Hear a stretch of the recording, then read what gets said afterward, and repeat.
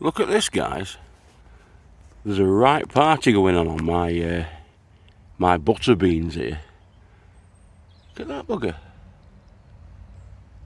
That's about 4 inches long. Look at him. Eating me butter beans. Oh, God. Right, well, this is the final picking. Some of them have gone well past the best. So what I will do is I'll be taking some of these inside the polytunnel up at the top, Tiki Tunnel number 1, and drying them off in there for next year, saving the seeds. But as you can see, it's done well.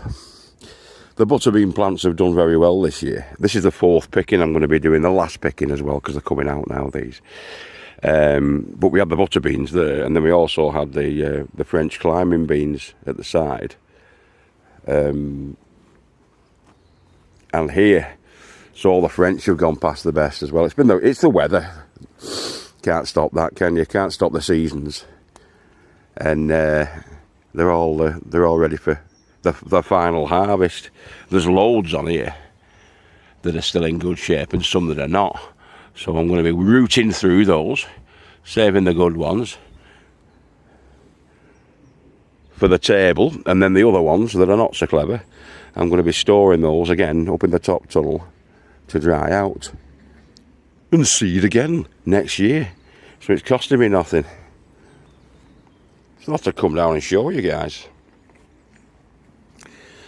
Some of the chard's been chomped on, but it's still there, you know, it's still coming through. We're still getting the chards coming up. Yeah, bright lights, I think it is, that one. Chard, etc. So, let's get cracking. I'm just going to evict those slugs, obviously, first. I've not got my tooth with me. I've not lost it, I've just not got it with me. So I'm going to be doing that, doing a bit of tidying up, and happy days. But there's a big harvest today on the beans, the last of the beans that's coming off.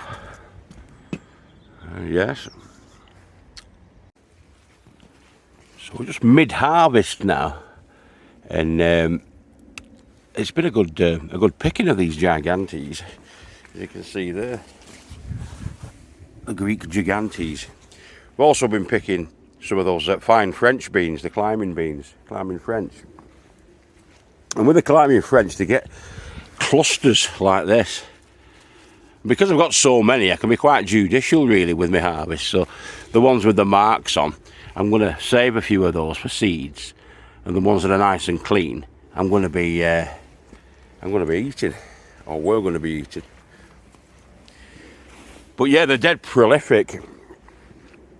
This particular variety we're unsure about because they're the beans that the wise old elf next door, Joe Lowe, has been growing on these plots now for about 15 years.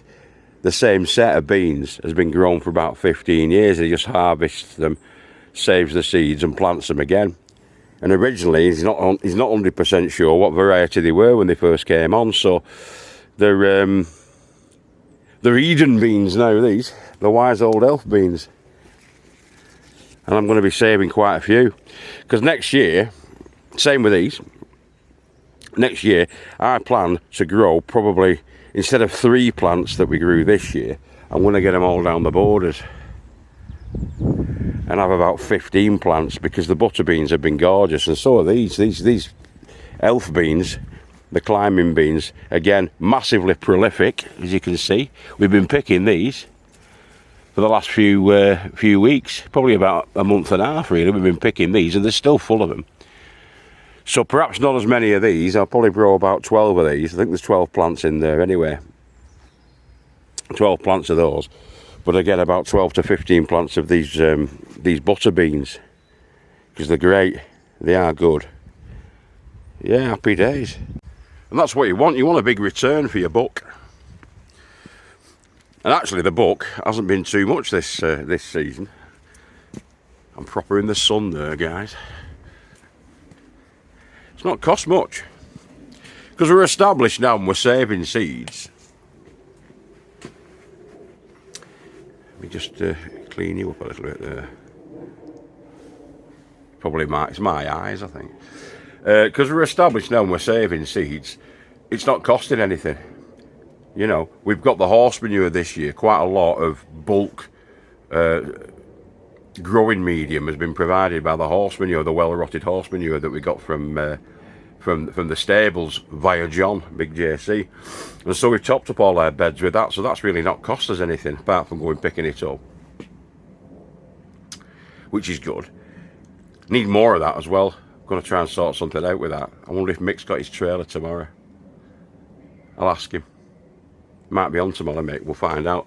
And get some more of that, probably about another 20 bags, and just fill everything up with the horse manure. We've got the composting going on. We're building another compost corral there, and we're going to be self-sufficient.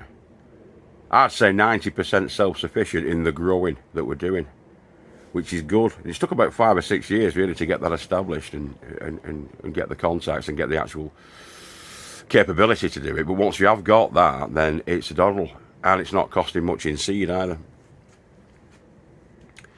We're not buying too many seeds, we're saving seeds. So we've got the saved seeds from the broccoli, we've got some of that. Got saved seeds from pak choy, got saved seeds from kale, the curly kale, not the flat leaf kale. I'm going to have to get some flat leaf kale, but apart from that. And then the potatoes, we're just going to be planting seed potatoes that are just shop bought or saved potatoes that we've had from this year. And yeah, so hopefully we're going to be pretty much there. 90% there, I'll bet. Same with the tomatoes, tomato seeds. The successful tomatoes that you grow, we save the seeds from them. Just slice them up, pick the seeds out, happy days. Battery lights just come on. Like that. So as you've got on there, you've got some of the butter bean pods. Leave them in the pods and let them dry out in here and desiccate inside the polytunnel, which needs a clean. I'm going to clean that on the outside. It's not the inside, that's the outside. That grubbiness. And just save them. Yeah. All the onions there. I'm going to take some of those onions as well today and get them off. Back to the house. Can't leave them in here because it's getting too damp now, as you can see here. Some of them are starting to suffer. I should have took these away quite a while ago because these were grown last year. And these were harvested sort of May, June this year. So these need to get home, get off, get them out of here. Just give them a squeeze, make sure they're not soft. Any that are soft, discard. That one's probably a bit soft, so I'm going to discard that. That hand grenade. Got all these bloody shallots, it's a right mess in here. So tomorrow we're going to be doing these as well. We're going to be starting off the garlic and the Senshu overwintering onions, which are these ones. We're going to start off next year's batch tomorrow. Clear out the rest of these tomatoes, what's left of them. The sun gold, that's going to be on the agenda. We're picking leaves off from the external leaves from these lettuces. I'll give you a bit of a walk around actually. So the lettuces are in here as well. The indoor stuff's looking a lot better, to tell you the truth, than the outdoor. A lot less henpecked or bug bit. On these leafy greens, these are the leafy brassicas that we're doing in here, the cabbages and collies and whatnot. Inside there's some tomatoes that we've took off. About a week or so ago, those ones, and John's left them in here, so they're ripening off. These are fully ripe and ready. A lovely pink colour. I'll have to start eating. In fact, that's gone. Oh, that's too much. These daft git. I should have took them last week. But these are alright. These will be fine. They're blushing up. Maybe make some chutney with them. The last of the season's tomatoes. Make some chutney with them. That's an idea, isn't it? Right. So we've been composting, as I say. I'll just show you in here as well, actually, because we've got plenty of leafy greens in here for the winter months. Look at all them.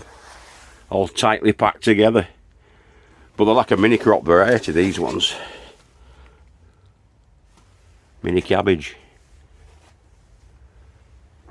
Get your greens in through the winter months, it helps. Helps keep you fit and healthy. Okay. Try and grow as much as you can for as long as you can. That's the key. Alright guys, should pause this and save messing about, shouldn't I really? But that's the composting. So all the leaf that I took off from the kale that was going, although that one wasn't particularly bad really, you could eat that, couldn't you?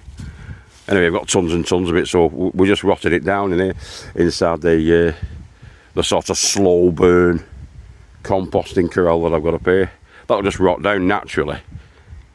The higher you stack a compost pile, the more heat you can generate internally, which helps with the composting process. So that's the idea of these tall ones. Fill them all up like that, leave them, they all rot down. Everything's going in here. All the vine from the grapevine that I chopped off, that's gone in here. And just leave it, let it rot down. And then we're creating soil, we're creating the growing medium ourselves. Okay. Hope you've enjoyed that. Just a little pop up, a bit of a harvest. As I say, I've been tidying up. I've been getting rid of getting rid of a lot of dead leaf from the plants that are continually growing. Especially inside here. We've been inside here today as well. We've been inside the fantastic netted house, brassica house that I've got in there, and that kale is still going. How long have we been growing that kale now and eating it? Gee whiz, probably about 5 months. We've been harvesting this for about 5 months. There were 6 plants originally, there's only 2 left now. But the leaf on those is still pretty good condition. Some roundhead cabbage there that's going to be ready in the next couple of weeks. That was Wigan, that, wasn't it? In next couple of weeks.